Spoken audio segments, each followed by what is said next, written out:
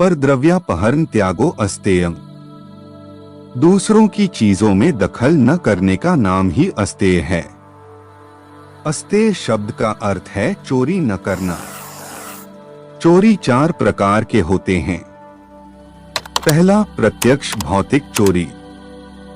शरीर या बुद्धि के बल से दूसरे के धन, जमीन या संपत्ति में स्थूल भाव से दखल करना प्रत्यक्ष भौतिक चोरी है। दूसरा, प्रत्यक्ष मानसिक चोरी। मन ही मन किसी की संपत्ति, वस्तु हथियाने का विचार करना। जैसे अगर दंड के डर से, बदनामी के डर से कोई चोरी नहीं करता है, फिर भी मन ही मन चोरी तो करता है, इसलिए यह भी अस्तेय का उल्लंघन है। तीसरा, परोक्ष भौतिक चोरी।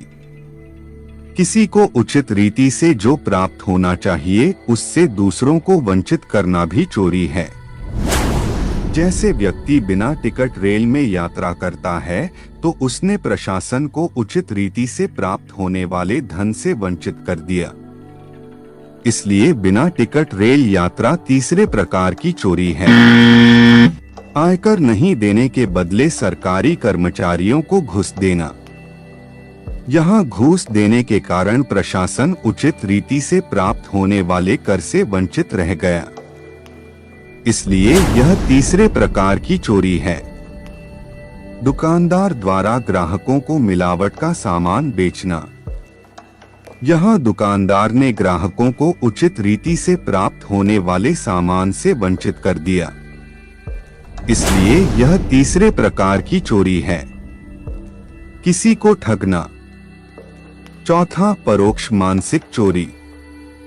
किसी को उचित रीति से जो प्राप्त होना चाहिए उससे व्यक्ति को मन ही मन वंचित करने के विषय में सोचना भी चोरी है। जैसे टिकट के बिना रेल में यात्रा करने की मनसा रखना, किसी को ठगने की मनसा रखना, आयकर वालों को कर न देने की मनसा रखना। इस संसार में किसी भी व्यक्ति का कोई स्वामित्व नहीं है। उसका शरीर, यहाँ तक कि उसका मन भी उसका नहीं है। मनुष्य के पास कुछ भी नहीं है और मनुष्य इसलिए वे सांसारिक भोग विलास की वस्तुओं पर झगड़कर अपना बहुमूल्य समय और क्षमता नष्ट न करें। जब परम पुरुष ने इस ब्रह्मांड की रचना की तो उन्होंने यह नहीं कहा किसे कितनी संपत्ति मिलनी चाहिए। मनुष्य ने आपस में संघर्ष से बचने के लिए स्वयं ही यह व्यवस्था की है। मनुष्य अपनी आवश्यकताओं के अनुरूप नई व्यवस्थाएं बनाता रहेगा। व्यवस्था कोई भी हो, मनुष्य को उसके साथ अपने जीवन को समायोजित करना ही होगा। कभी कभी लोग स्वार्थ की प्रेरणाओं के कारण व्यवस्था के विरुद्ध चले जाते हैं।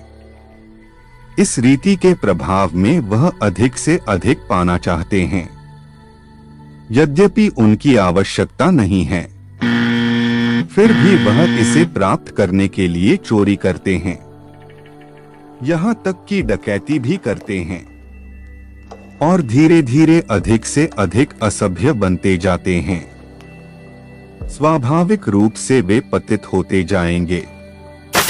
वे आत्म संयम का अभ्यास नहीं कर सकेंगे। मनुष्य के पास जो कुछ भी है वह उसका उपयोग करता है, परंतु वह उसकी साधना का विषय नहीं है। परंतु वह जब दूसरों की वस्तुएं प्राप्त करना चाहता है तो सदैव उस वस्तु के विषय में सोचता रहता है। वह चिंतन का विषय बन जाता है। बुद्धि जड़ बन जाती है, मन कुंठित हो जाता है। इसलिए अस्तेय का पालन जरूरी है। यह मन को कुंठित होने से बचाता है, मन को प्रगति के लिए सुगम अवसर प्रदान करता है। परंतु सत्य के पालन के बिना अस्तेय का अभ्यास नहीं किया जा सकता। सत्य और अस्तेय एक दूसरे से घनिष्ठ रूप से जुड़े हुए हैं।